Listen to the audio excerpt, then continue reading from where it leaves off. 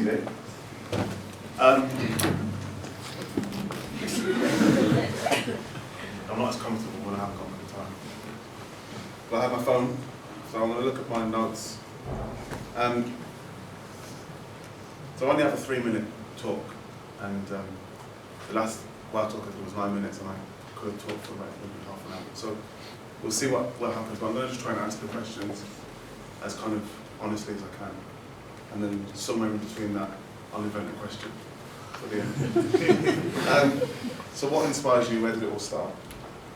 Well, for me, it started in childhood, and I think most people in the room as a child sang. I don't think there are many people in the world who didn't. And I think what happens as you move on through life is that you get to find you're a good singer, you're not so good, and what happens is only a few of us keep singing. But for me, and I think for most of us, you don't need to be inspired to sing. And I personally didn't need to be inspired to write songs. All I needed was stories. And I think even when I was a kid, the songs that I wrote about, the songs that I wrote were always based on real life stories. And I think as I've gotten older, that's become more and more important to me. So I live life, I live stories, I get stories, and I write the story into a song.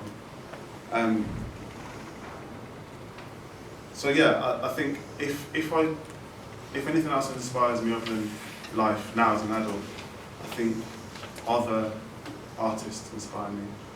For me, if you're an artist, or if you do anything, and I say to you, you make me want to go home and write a song, then that's like the biggest compliment that I can give, because for me, it's those artists who make me want to write that stay with me forever. The main challenges I face, like Alex, the main challenge I faced for the music thing is fear of failure. Every point in my life, every point in the music where I've been presented with an opportunity to take it to the next level, up until recently, I have screwed it up. Sometimes really obviously screwed it up. Quite often, and the sort of default for me is that my throat goes. I can't speak or sing. As soon as I get an opportunity, it's like I get sore throat, and then I ruin the meeting or I ruin the recording session, and that's that opportunity gone. That's happened time after time after time. But I'm glad to say that there are opportunities that are coming up, and there are things that have happened recently that are really good that I haven't screwed up yet. So let's see what happens. I think I went through a really, really rough time with it, and coming out the other side of it, of that particular time, I think has set me up for success, perhaps. Down to handle success, maybe. And the other challenge that I face is finding stories, living life. I'm the kind of person, I'm very introvert. I think a lot of artists are, maybe, but I'm certainly very introvert. And I think to find stories to write about, you have to live. And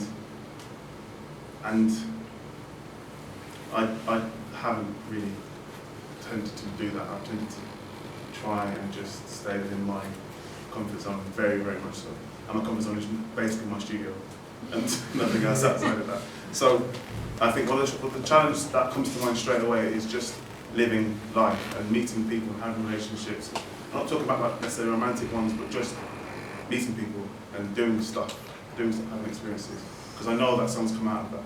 And the other side of writing songs, tell me how long I'm going on. The other side of writing songs is that, for me, it's therapeutic. It's how I digest life as well. And I think I'm going to play a song I just finished talking, which I actually wrote about 10 months after the event. And I hadn't realised until I wrote the song that I hadn't processed the event, if that makes sense. It was only after I wrote the song that I kind of breathed that sigh and said, okay, that's done, draw down under that.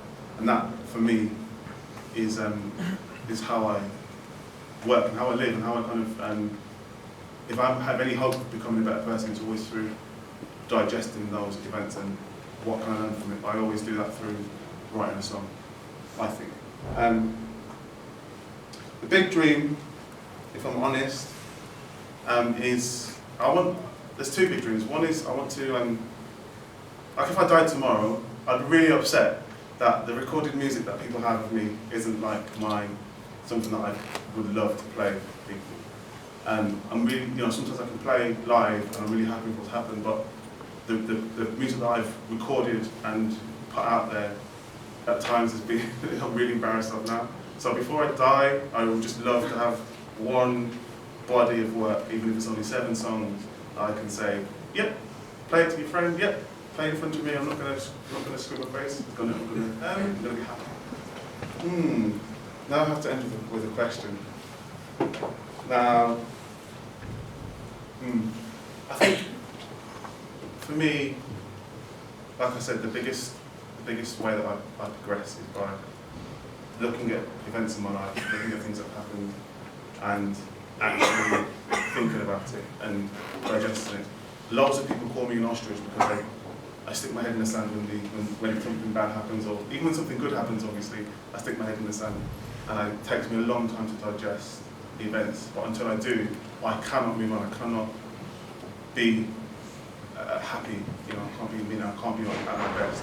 So, what would I say? I would say, what stories are you avoiding? What do you not like to look at within your life, within your history? Because they might be the things that actually we need to push on. So, what stories are you avoiding?